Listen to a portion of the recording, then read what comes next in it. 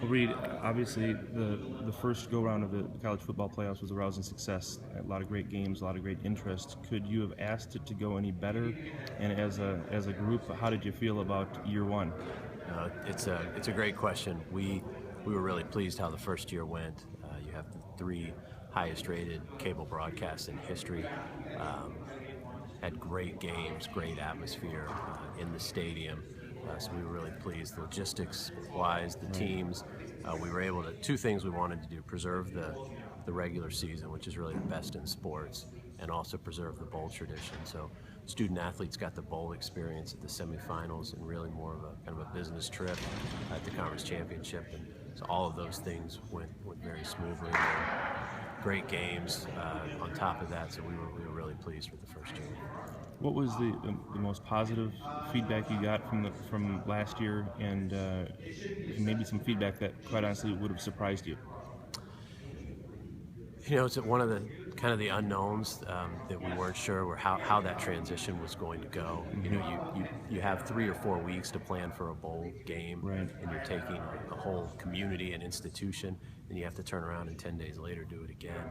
And so going through that the first time was really something we thought a lot about, and we had planned, and had it really worked very well as we went through that first time. And I think student athletes, we met with both student athletes from both Oregon and Ohio State. Sure. I think what they saw, and that they got to experience the bowl at where they were, and that those Right. bowl traditions they were really excited about, and then kind of the specialness of the national championship as well. So we wanted to preserve, all of the bowl games are really special atmospheres.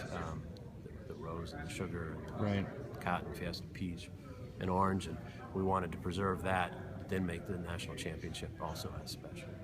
What, if anything, were concerns coming out of year one? What did you come away saying we might need to tweak that? We were really pleased with the first year. We obviously want to continue to get better. We were really excited about on game day and the atmosphere that we created, and it felt like a college game, and we want to continue that and make sure it continues to grow. We want to build an entire weekend of activities, a celebration of college football, and so we're going to continue to grow our fan events, our Playoff Fan Central, our Playoff Playlist Live. And so we want to continue to build that in the communities and really make it a destination weekend for college football. With the BCS, there was always a lot of, well, if this had happened, this would have really made things miserable for the committee or for the people choosing the bowls. Were there any scenarios that were unfolding throughout the course of the year that were, that you were looking at and saying, boy, if this happens, this is really going to make our job tough, or does this process take that away? I think as we looked each week with a kind of clean sheet of paper, the committee looked at it, the teams as they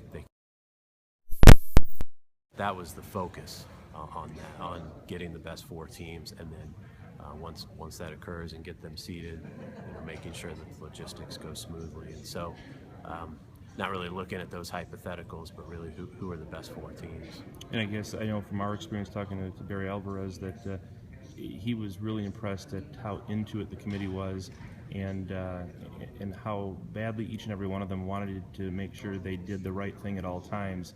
Did you get that sense? And was that one of the great takeaways from this new era of college football? No, I think you've said it incredibly well. I think when the commissioners were choosing the selection committee, integrity was really the main priority.